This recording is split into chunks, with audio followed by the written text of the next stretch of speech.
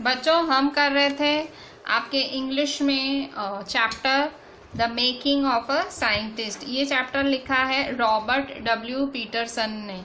ठीक है, चैप्टर किसके बारे में, कौन से साइंटिस्ट के बारे में है? रिचर्ड ई ब्राइट के बारे में। सो हम पहुंचे थे पेज नंबर 37। आपकी जो सप्लीमेंट्री रीडर है, बुक है, उसमें पेज 37 पे पहुंचे थे। सो हम थे इस पैराग्राफ पे। ठीक है, so Richard E bright has been interested in science since he first began collecting in butterfly but not so deeply that he hasn't time for other interest. Richard E Bright को science, जो science stream है, उसमें interest कैसे develop हुआ? जब उसने butterfly collect करना चालू किया तब से उसको इंटरेस्ट आया बहुत साइंस में, पर इतना ज़्यादा डीप इंटरेस्ट नहीं आया कि that he hasn't time for other interest, कि उनको बाकी इंटरेस्ट के लिए टाइम रहे। E. Bright also became a champion debater and a public speaker and a good canoeist and all around outdoors person. E. Bright एक champion, मतलब इनमें बहुत गुण थे, मतलब भले साइंस के लवर थे, साइंस लवर थे, उनको साइंस पसंद थी, पर इनमें और भी गुण थे। क्या क्या गुण थे? चैंपियन डिबेटर थे। ठीक है, डिबेट्स वैसे माना जाता है कोई आर्ट्स फील्ड वाले इंसान का काम माना जाता है, तो चैंपियन डिबेटर थे। पब्लिक स्पीकर भी थे। ठीक है, ये भी देखो एक आर्ट, एक कॉमर्स वाले पर्सन की ये क्वालिटी है। And a good canoeist. Canoeist का मतलब क्या होता है? कैनोइस्ट का मतलब क्या होता है?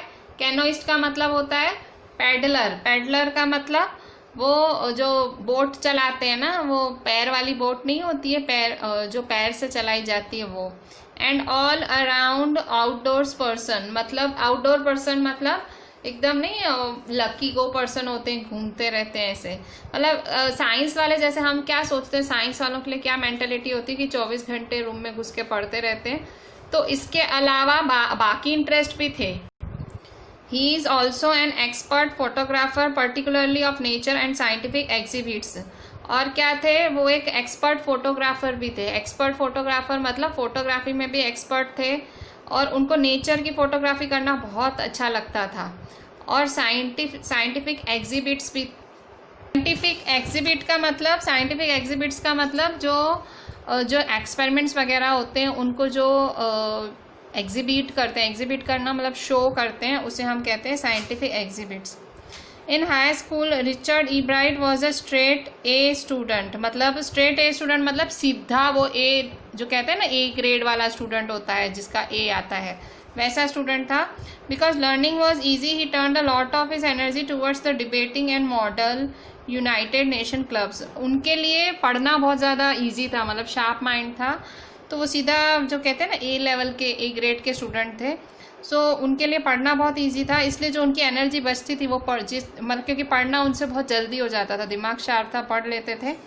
जो उनकी एनर्जी बचती थी वो डिबेट वगैरह करते थे, और debating and his energy towards the debating and model United nation clubs.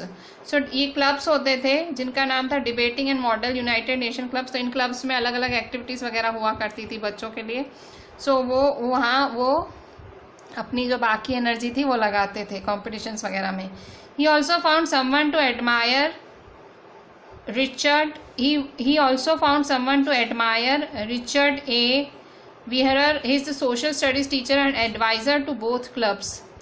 अब उनको एक कोई मिल गया जिसको वो एडमायर कर सके। क्या नाम था उनका? उनके सोशल स्टडी के टीचर, एसएस के टीचर थे, उसका नाम था रिचर्ड ए वियरर, उनके टीचर का नाम था। Mister Weirauch was the perfect person for me, then he opened my mind to new ideas. मतलब कई लोग होते हैं जो आपको एक रास्ता दिखाते हैं, आपको एक दृष्टि देते हैं, आपको एक सोच देते हैं।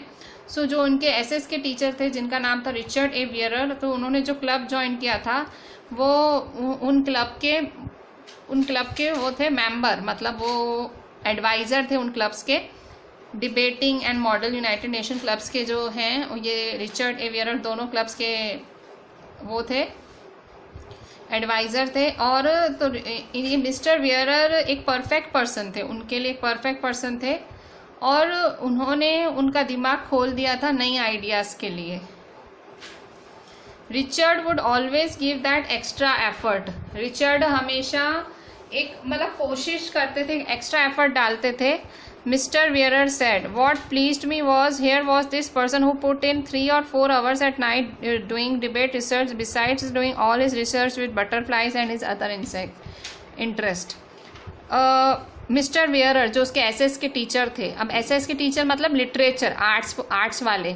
सो ये जो लिटरेचर के सर थे उन्होंने रिचर्ड के बारे में क्या बोला कि रिचर्ड हमेशा एक एक्स्ट्रा एफर्ट डालते हैं। एक्स्ट्रा एफर्ट कैसे, मतलब वो खुश, ओके, वो कह, मिस्टर वेयरर कह रहे हैं मैं खुश हूँ रिचर्ड से। क्यों खुश हूँ कि ये जो हैं वो अपने दिन के 3 से 4 घंटे रात को, बोले 3 से 4 घंटे रात को ये डिबेट रिसर्च करते हैं। मतलब at night doing debate research besides doing all his research with butterflies and his other interest, कि रात को वो 3 से 4 घंटे डिबेट की प्रैक्टिस करते हैं, उसकी रिसर्च करते हैं, और इसके अलावा वो इंसेक्ट्स, बटरफ्लाइज और अपने बाकी इंटरेस्ट को भी उजागर करते हैं।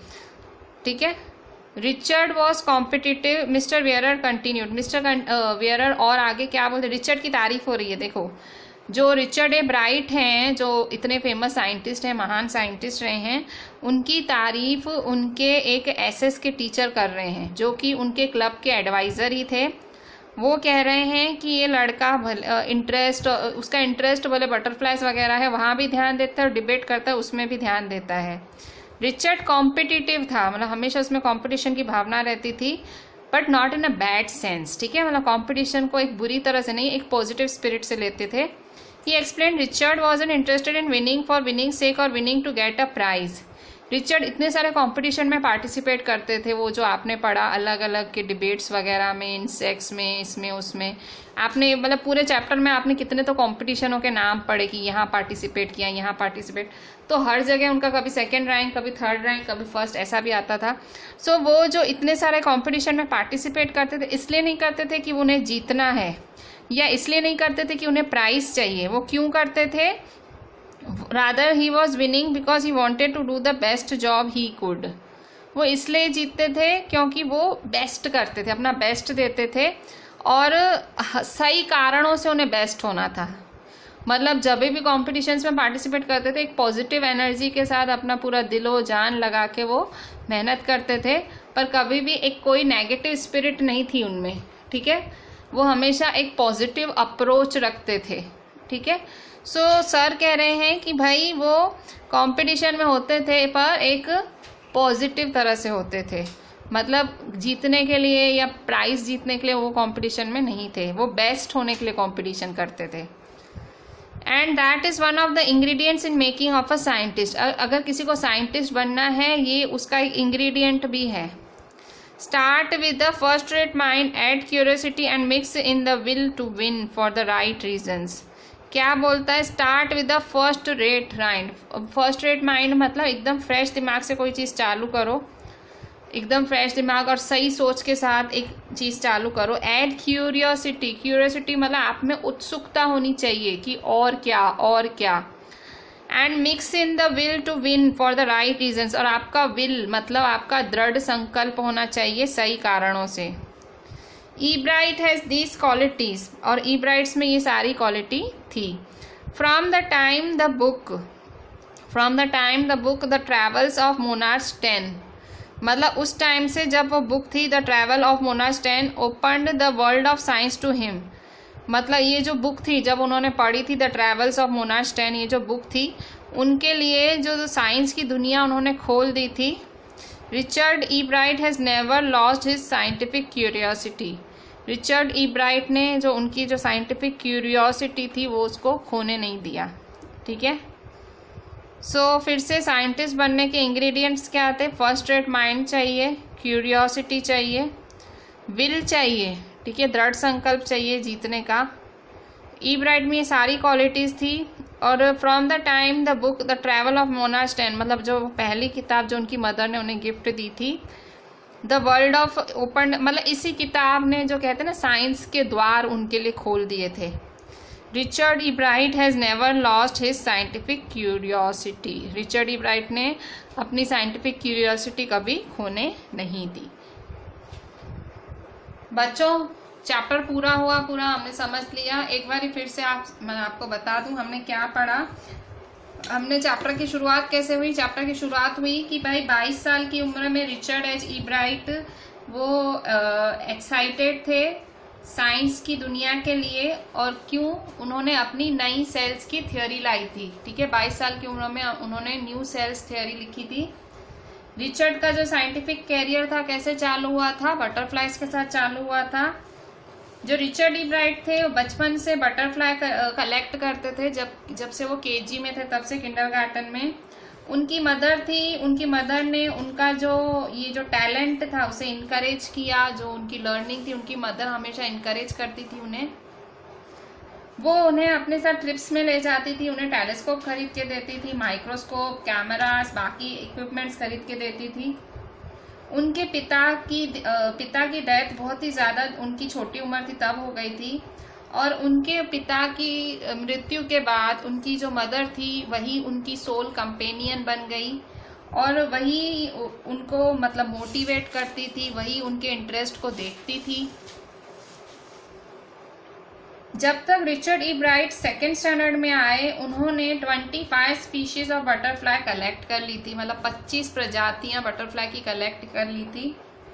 उनकी मदर ने उनको एक चिल्ड्रन बुक गिफ्ट दी जिसका नाम था द ट्रेवल्स ऑफ मोनार्च 10। ठीक है, ट्रेवल्स ऑफ मोनार्च 10 करके बुक गिफ्ट करी थी।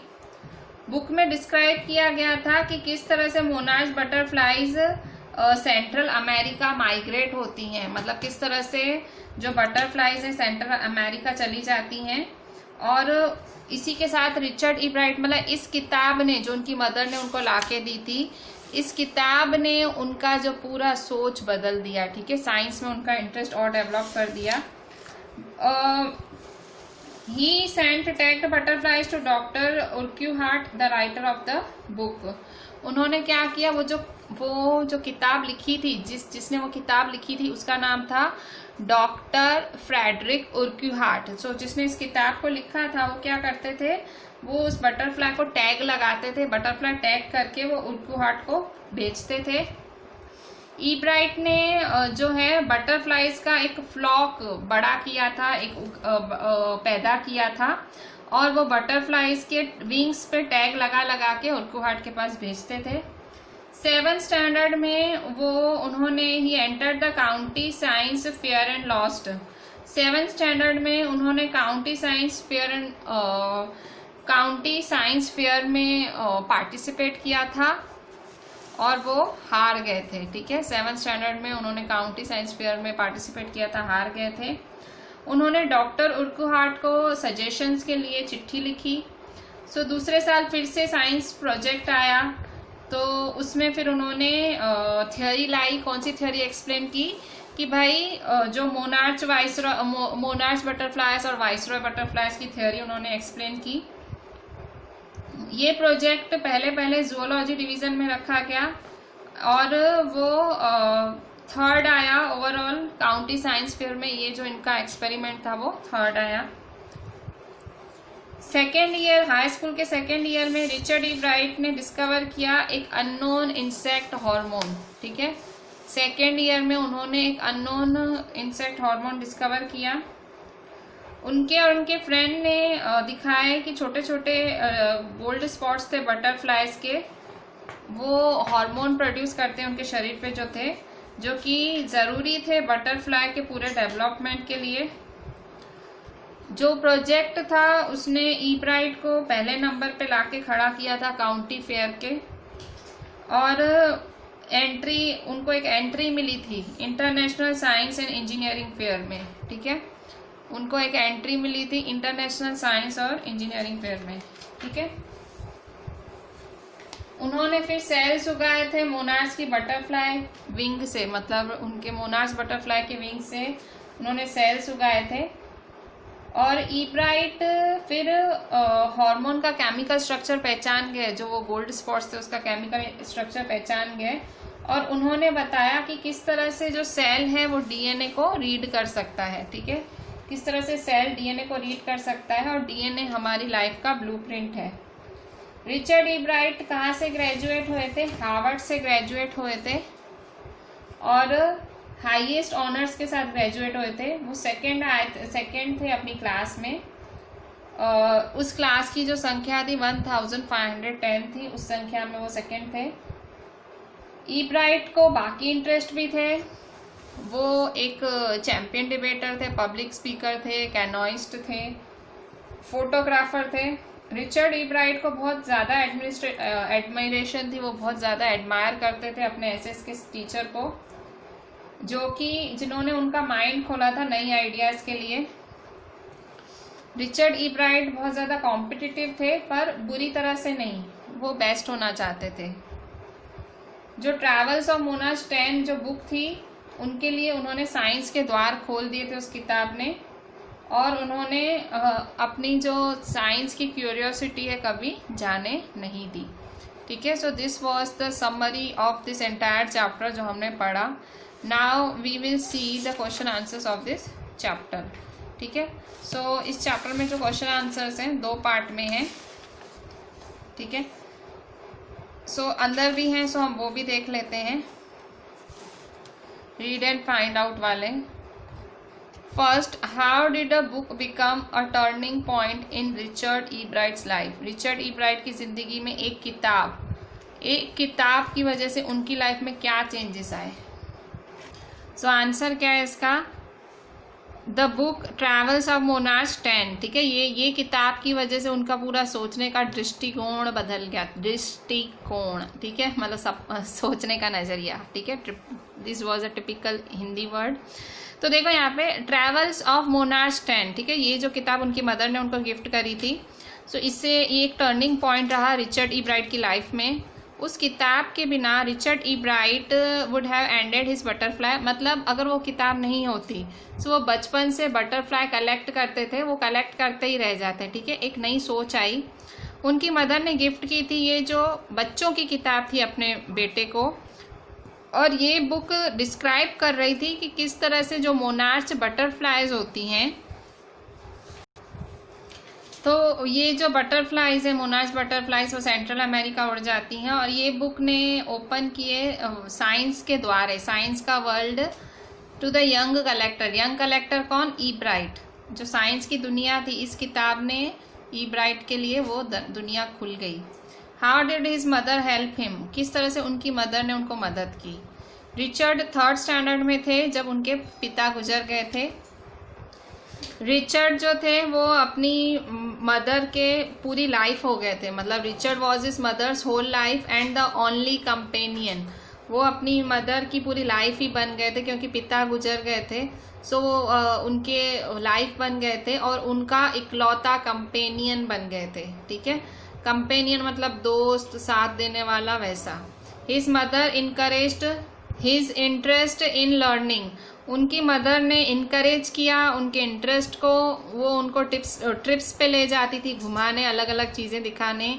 She bought him telescopes, microscopes, मतलब उनका जो इंटरेस्ट डेवलप हुआ, उनकी मदर सारी चीज़ें उनको प्रोवाइड कराती थी। Cameras, mounting materials and other equipments, she helped and encouraged him in other ways also, मतलब उनकी मदर उनको कैमरा, माउंटिंग मटेरियल मतलब माइक्रोस्कोप पे स्टडी करने के लिए रखा जाता है, एंड अदर इक्विपमेंट्स, बाकी भी चीज़ें प्रोवाइड कराती थी साइंस से related. She helped and encouraged him in many other ways, वो मदद करती थी, एनकरेज करती थी अपने बच्चे को। सो मदर का एक बहुत अच्छा रोल रहा उनके scientist, making of a scientist, chapter का नाम है मेकिंग ऑफ अ साइंटिस्ट। एक साइंटिस्ट को बनाने में उनकी मदर का बहुत बड़ा हाथ रहा। उन्होंने जो बुक गिफ्ट करी थी, सो उनको उससे भी बहुत ज़्यादा मतलब उत्सुकता हुई। ठीक है, read and find out, page 34। ठीक है, ये आपके पेज 34 पे क्वेश्चन हैं आपकी एनसीईआरटी में भी। Question 1, What lesson does Ebright learn when he does not win anything at a science fair? जब वो साइंस का जो विज्ञान मेला था जिसमें उन्होंने भाग लिया था, और जब वो जीते नहीं, मतलब वो हार गए थे, आपने पढ़ा कि वो जीते नहीं थे, वो हार गए थे, सो उनको क्या मतलब सीख मिली उससे। सो रिचर्ड ई ब्राइट जो थे वो 7th स्टैंडर्ड में थे जब उनको हिंट हुई, मतलब उनको पता लगा कि सच में साइंस क्या है। उन्होंने उस फेयर में क्या किया था, खाली एक स्लाइड प्रेजेंटेशन प्रेजेंट की थी। उन्हें पता लगा कि आखिर आखिर है क्या, मतलब साइंस है क्या। भाई साइंस ऐसे सिर्फ प्रेजेंटेशन नहीं है, साइंस में आपको एक्सपेरिमेंट्स करने पड़ते हैं। He entered the county science fair, उन्होंने जो फेयर था, जो मेला था, विज्ञान मेला था, उसमें पार्टिसिपेट किया। उन्होंने कोई, he didn't win any prize and lost, उनको कोई प्राइज नहीं मिला, वो हार गए। जबकि हर कोई कुछ ना कुछ जीता था, बट रिचर्ड को कुछ नहीं मिला। ही फेल्ट रियली सैड, बहुत दुखी हुए। His entry was slides of frog tissues, जो उनकी एंट्री थी वो किसकी एंट्री थी, फ्रॉग टिश्यूज की स्लाइड थी। He showed it under a microscope, उन्होंने ये किसके अंदर दिखाया, माइक्रोस्कोप के अंदर दिखाया। He realise that winners had tried to do real experiments, उन्होंने रियलाइज किया कि भाई विनर्स जो हैं उन्हें सच में एक्सपेरिमेंट करना पड़ता है। And do not make a pure display और शो, मतलब बनी बनाई चीज़ का आपको प्रेजेंटेशन नहीं करना है साइंस में।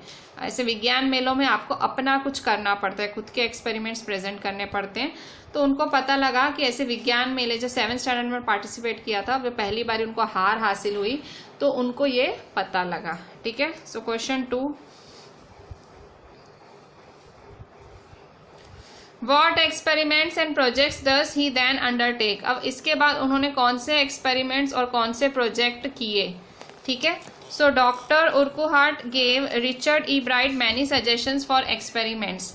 देखो डॉक्टर जो उर्कुहार्ट थे, मतलब जिन्होंने वो किताब लिखी थी जो कि उनकी माँ ने उनको प्रेजेंट करी थी, तो उन्होंने डॉक्टर उर्कुहार्ट ने उनको बहुत सारे सजेशंस भेजे थे क्या क्या वो एक्सपेरिमेंट कर सकते हैं।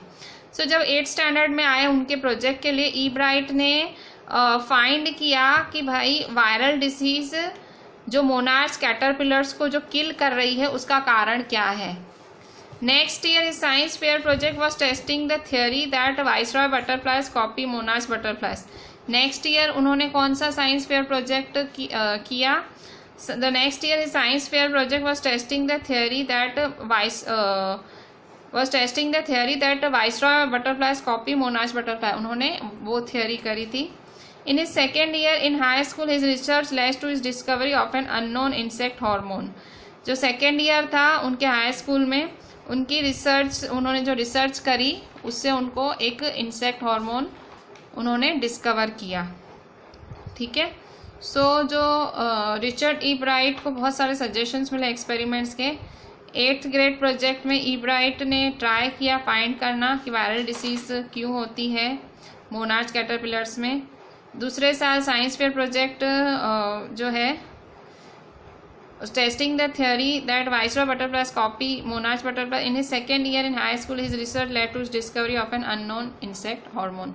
सो यही पढ़ते पढ़ते उनको जो इंसेक्ट हार्मोन है उसकी उन्होंने डिस्कवरी की। ठीक है, क्वेश्चन 3,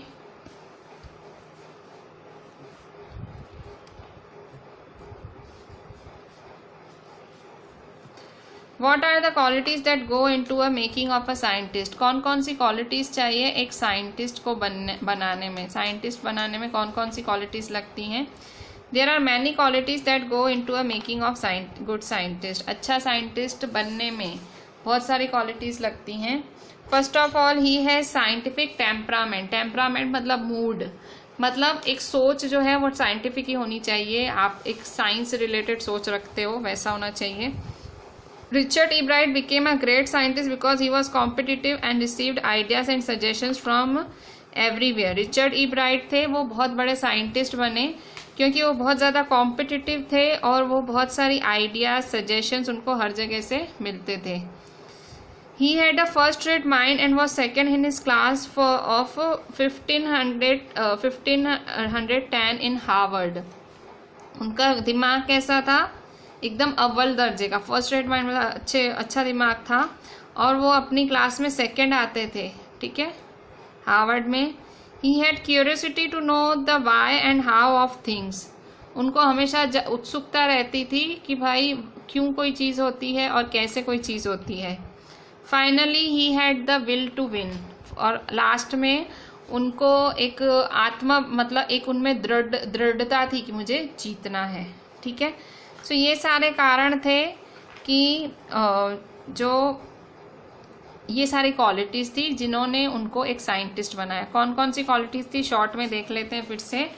साइंटिफिक टेम्परामेंट था, कॉम्पिटिटिव थे, और क्योंकि कॉम्पिटिटिव थे और सबकी आइडियाज़ और सजेशंस लेते थे, ऐसे नहीं कि भाई मैं होशियार, मैं महान, ऐसा नहीं, सबसे पूछते थे। सबसे इन द सेंस भाई जैसे उन्होंने भाई वो किताब जिनकी किताब पढ़ी थी उनको चिट्ठी लिखी डॉक्टर उर्कू हार्ट को, ठीक है। सो वो उनमें एक सेंस ऑफ मतलब होता है ना भाई गसजेशन लूँ, भाई महान आदमी है वैसा। So he had a first rate mind, एकदम फर्स्ट, वो मैंने आपसे बात करी थी। और हमें हार्वर्ड में भी सेकंड आए थे, हार्वर्ड बहुत बड़ी यूनिवर्सिटी, वहाँ सेकंड आते थे। सो ही हैड क्यूरियोसिटी, और हर चीज़ को जानने की उत्सुकता, और सबसे बड़ी बात विल है, विल, ठीक है, विल थी, आत्मबल था, एक कहते हैं ना दृढ़ता, संकल्प था, ठीक है। अब यहाँ देखो, how can one become a scientist, an economist, a historian? Does it simply involve reading many books on the subject? Does it involve observing, thinking and doing experiments? ये आपके पेज 38 पे है, ये क्वेश्चन है कि कोई किस तरह से कोई साइंटिस्ट, इकोनॉमिक या हिस्टोरियन बन सकता है। अगर सपोज किसी को साइंटिस्ट बनना है, इकोनॉमिस्ट बनना है, हिस्टोरियन बनना है, वो कैसे बन सकता है? क्या उसके लिए आपको बहुत सारी किताबें पढ़नी पड़ती हैं किसी सब्जेक्ट पे? क्या वो इन्वॉल्व करता है ऑब्जर्व करना, सोचना और एक्सपेरिमेंट्स करना? सो क्या बनाता है आपको एक साइंटिस्ट, एक हिस्टोरियन या एक इकोनॉमिस्ट? क्या करना पड़ता है? बहुत सारी किताबें पढ़नी पड़ती हैं या एक्सपेरिमेंट्स करने पड़ते हैं? The lesson, the making of a scientist, describes in detail the essential ingredients that are necessary in the making of a scientist. ये जो चैप्टर है making of a scientist describe करता है डिटेल में कि साइंटिस्ट बनने के लिए क्या क्या ज़रूरी चीज़ें चाहिए। हमको बहुत सारी चीज़ें चाहिए साइंटिस्ट बनने के लिए। मतलब किसी को साइंटिस्ट बनना है, ऑब्जर्व करना, थिंक करना या एक्सपेरिमेंट करने के अलावा और भी चीज़ें करनी होती हैं। जो पहली चीज़ है वो है साइंटिफिक एटीट्यूड, टेम्परामेंट, ठीक है। एक साइंटिफिक एटीट्यूड चाहिए, एक टेम्परामेंट चाहिए। To be competitive and to be the best is another ingredient. और एक कंपटीशन की भावना होना चाहिए, बेस्ट होने चाहिए आप। अब first rate mind and scientific curiosity are the two necessary traits. मतलब एक जो कहते हैं ना अव्वल दर्जे का दिमाग होना चाहिए और साइंटिफिक क्यूरियोसिटी होनी चाहिए, ठीक है। The will to win for the right reasons is another trait. मतलब जीतने की विल, ठीक है, जीतने की चाह एक वो भी होनी चाहिए, ठीक है। ये सब आगे आ चुका है। और अगर आपको इकोनॉमिस्ट या हिस्टोरियन बनना है उसके लिए आपको बाकी गुण होने चाहिए उसके लिए। However the basic ingredients are not much different. मतलब पर बेसिक चीज़ें डिफरेंट नहीं होती हैं। बेसिक मतलब जैसे देखो कुछ भी आपको बनना है, सो कुछ भी बनने के लिए जैसे देखो कुछ भी अगर आपको बनना है सो कॉम्पिटिटिव होना चाहिए, आपका दिमाग उस चीज़ के प्रति एटलीस्ट आपका दिमाग सही होना चाहिए, आप में क्यूरियोसिटी होनी चाहिए, आप में जीतने की विल होनी चाहिए। ये सारी चीज़ें कॉमन है, ठीक है। सो एक इकोनॉमिस्ट, अगर आप एक इकोनॉमिस्ट बनना है या हिस्टोरियन बनना है उसके लिए कुछ और अच्छे गुण होने चाहिए, ठीक है। पर जो बेसिक इंग्रेडिएंट है वो डिफरेंट नहीं होंगे, ठीक है। Question 2, you must have read about cells and DNA in your science books. आपने सेल्स और डीएनए के बारे में ऑब्वियसली पढ़ा ही, आप 7th मेरे ख्याल से 7th स्टैंडर्ड से पढ़ रहे हो इसके बारे में। Discuss Richard E Bright's work in the light of what you have studied. Richard E Bright ने क्या पढ़ा है? If you get an opportunity work like Richard E Bright on projects and experiment, which field would you like to work on and why? So अगर Richard E bright की तरह आपको मौका मिले, आप क्या पढ़ना चाहोगे सेल्स में? So naturally we have read about cells and DNA in our science books. Obviously पढ़ा ही है, मैंने अभी बोला। Strictly speaking such subjects are dealt with in detail in biology, ठीक है। ये सब्जेक्ट्स कहाँ पढ़े जाते हैं? सेल्स, डीएनए, बायोलॉजी में पढ़े जाते हैं। DNA is the blueprint for life and controls heredity. DNA क्या है? डीएनए जो है ब्लूप्रिंट है हमारी लाइफ का, वो हमारी हेरिडिटी को कंट्रोल करता है। Richard E Bright did a wonderful work on cells and DNA. Richard E Bright ने एक बहुत ही ज़बरदस्त काम किया था सेल्स के ऊपर, डीएनए के ऊपर। वो आइडेंटिफाई कर पाए हार्मोन्स के केमिकल स्ट्रक्चर को। उन्होंने डिस्कवर किया कि सेल जो है रीड कर सकता है ब्लूप्रिंट किसी भी डीएनए का, और डीएनए एक ऐसा सब्सटेंस है किसी भी सेल के न्यूक्लियस में जो कि हेरिडिटी को कंट्रोल करता है। डीएनए जो है डिटरमाइन करता है सेल को, ठीक है। सो ये सब पढ़ा गया था, रिचर्ड ई ब्राइट ने ये सब पढ़ा था। बच्चों एक्स्ट्रा क्वेश्चंस में देखो, give a character sketch of Richard E Bright highlighting his achievements and his added interest. कह रहा है रिचर्ड ई ब्राइट का कैरेक्टर स्केच बताओ। कैरेक्टर स्केच मतलब उसका पूरा जीवन चरित्र बताओ जिसमें उनके अचीवमेंट्स को हाईलाइट करना है और उनके जो इंटरेस्ट है उनके बारे में भी बताना है। So Richard H E Bright was a many faceted genius, ठीक है। कैरेक्टर स्केच देना है रिचर्ड ई ब्राइट का पूरा कैरेक्टर स्केच, ठीक है, जिसमें उन्होंने क्या अचीव किया, उनके इंटरेस्ट क्या, सब बताना है। So Richard H E bright थे, वो बहुत ही जो जीनियस थे, ठीक है, बहुत बड़े जीनियस थे, कॉम्पिटेंट साइंटिस्ट थे, लवेबल सन थे और respecting people and above all a man with varied interest and hobbies. तो ये सारी एक कलेक्टिव क्वालिटीज थी उनमें। बट सबसे बड़ी बात, वो साइंटिस्ट थे। उनकी जो फेम थी वो ऐसे ही फेमस नहीं हुए थे। वो कैसे फेमस हुए थे, उन्होंने बटरफ्लाइज पे बहुत काम किया था।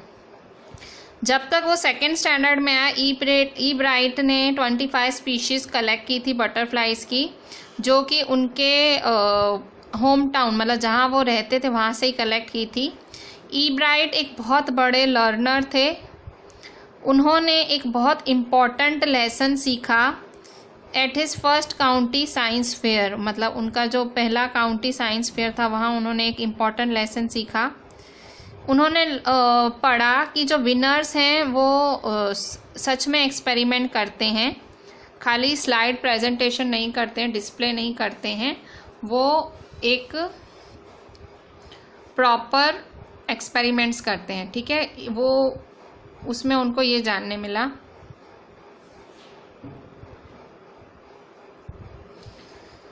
सेकेंड स्टैंडर्ड से ही किंडरगार्टन से ही वो कलेक्ट करते थे। वो बहुत बड़े लर्नर थे और सबसे फेमस प्रोजेक्ट उनका था वो था वाइसरॉय बटरफ्लाइज पे, जिसमें उन्होंने पढ़ा था कि भाई वाइसरॉय बटरफ्लाई कॉपी करती है मोनार्च बटरफ्लाइज को, ताकि वो उनको खाए नहीं, बर्ड्स खाए नहीं।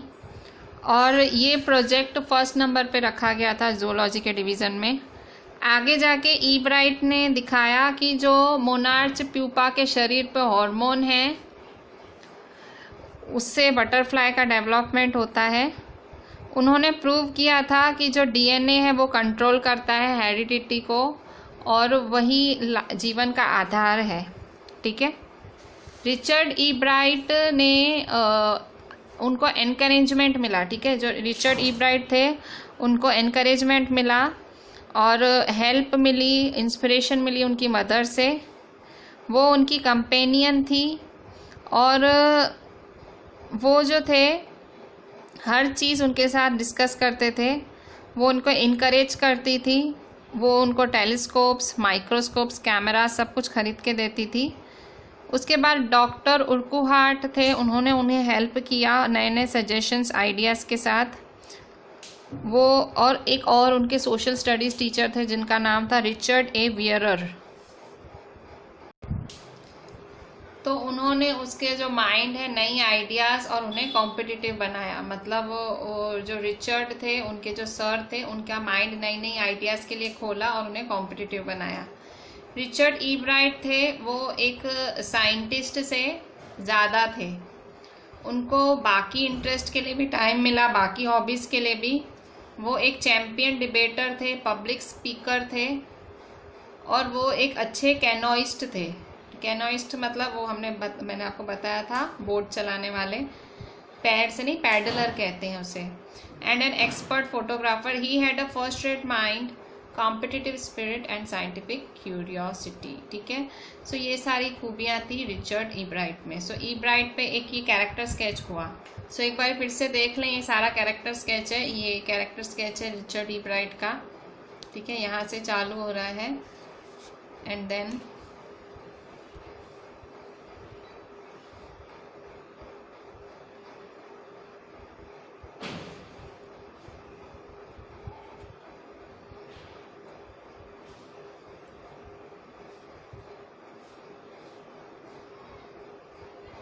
ठीक है। और फिर मैंने थोड़ा पीछे भी आपको दिखाया था, ठीक है, ये ठीक है। सो ये सारा कैरेक्टर स्केच है रिचर्ड ई ब्राइट का। Describe the contribution of his mother in Richard E Bright's life, what role did she play in making E Bright a scientist. कह रहा है कि उसकी मदर का कंट्रीब्यूशन क्या था रिचर्ड ई ब्राइट की लाइफ में, ठीक है, और क्या रोल उन्होंने प्ले किया था ई ब्राइट को एक साइंटिस्ट बनाने में। They say that behind the success of a man stands a woman. ऐसा कहा जाता है कि अगर कोई आदमी सक्सेस हासिल करता है, अगर वो किसी चीज़ में सक्सेसफुल होता है तो पीछे एक वुमन होती है, ऐसा कहा जाता है। रिचर्ड ई ब्राइट की सक्सेस में, जो साइंटिस्ट बन के जो उन्होंने सक्सेस हासिल की, और एक आदमी होने के नाते जो सक्सेस हासिल की, वो सच में उनकी माँ खड़ी थी उनके पीछे। रिचर्ड ई ब्राइट के पिताजी तो उनकी डेथ हो गई थी जब वो सिर्फ 3rd स्टैंडर्ड में थे, और उनकी मदर बोलती हैं कि Richie was my life after his father died. उनके फादर की डेथ के बाद उनकी मदर की लाइफ वही थे और वही उनके कंपेनियन थे, और उन्होंने वो रोज़ शाम साथ में बिताते थे डाइनिंग टेबल पे। ई ब्राइट की मदर ने उन्हें इनकरेज किया और पढ़ने के लिए। उनको पता था कि उनके बेटे में एक क्यूरियोसिटी है, एक ब्राइट माइंड के साथ क्यूरियोसिटी है। वो उन्हें ट्रिप्स पे ले जाती थी, टेलीस्कोप्स दिलवाती थी, माइक्रोस्कोप्स दिलवाती थी, कैमरास, माउंटिंग मटेरियल्स दिलवाती थी और बाकी इक्विपमेंट्स दिलाती थी। उन्होंने ई ब्राइट को हेल्प किया था बहुत सारे तरीक़ों से, और वो एक इम्पॉर्टेंट लिंक थी डॉक्टर उर्कुहार्ट और उनके बेटे के बीच। उन्होंने doctor उर्कुहार्ट she wrote to doctor and after her advice E Bright sent attacked butterflies to him in Canada। उन्होंने डॉक्टर उर्कुहार्ट को लिखा और उन्हीं की एडवाइस के बाद ई ब्राइट क्या करते थे, बटरफ्लाइज को टैग लगा के कनाडा भेजते थे। उन्हें पता था कि उनका बेटे को पैशन है चीज़ें कलेक्ट करने का, पर by the time he was in the 2nd grade, जब वो 2nd स्टैंडर्ड तक आए, ई ब्राइट ने 25 स्पीशीज बटरफ्लाइज की पकड़ी थी। उनका इंटरेस्ट बटरफ्लाई कलेक्शन में ख़त्म हो जाता अगर उनकी मदर उन्हें एक किताब जिसका नाम था द ट्रैवल्स ऑफ मोनार्क 10 वो गिफ्ट नहीं करती तो। That book told how monarch butterflies migrated to Central America, उस किताब में दिखाया गया था, और उसने ही उनके लिए साइंस के द्वारे खोले। ठीक है, सो मदर का रोल यही था कि वो करती थी उन्हें सपोर्ट, वो समझती थी उनके बेटे के इंटरेस्ट, लाके देती थी वो सारी चीज़ें जिनसे उनका इंटरेस्ट और डेवलप हो। सिंगल मदर थी, फिर भी बेटे को हर चीज़ प्रोवाइड करने की कोशिश करती थी, चाहे वो टेलीस्कोप हो, माइक्रोस्कोप हो। हमेशा पढ़ाई रिलेटेड बातें करती थी उनके साथ, हमेशा एनकरेज करती थी उनकी फील्ड में। जब उन्होंने देखा कि भाई बेटे को बटरफ्लाई पकड़ने का शौक़ है तो उनको ऐसी किताब ही प्रेजेंट कर दी। शौक़ बन के ही रह जाता, पर उन्होंने बटरफ्लाई का वो बुक उनको गिफ्ट किया तो वो उनका पैशन बन गया। पैशन बनते बनते वो उनका वो बन गया, मतलब प्रोफेशन ही बन गया, वो साइंटिस्ट ही बन गए। ठीक है, सो आप बोल सकते हैं कि उनकी सक्सेस के पीछे जो, मतलब कहते हैं ना, जो बचपन में हमें जो पेरेंट्स जैसे सींचते हैं, तो उनकी मदर ने अकेले होने के बावजूद उनकी ऐसी सिंचाई की कि वो एक पढ़े लिखे अच्छे समझदार इंसान बने। और ऐसे नहीं सिर्फ साइंस में आगे थे, वो डिबेट्स वगैरह में। तो ऑब्वियसली अगर कोई बच्चा सक्सेस होता है तो वो सक्सेस सिर्फ उसकी नहीं होती है, उसके पेरेंट्स की भी होती है।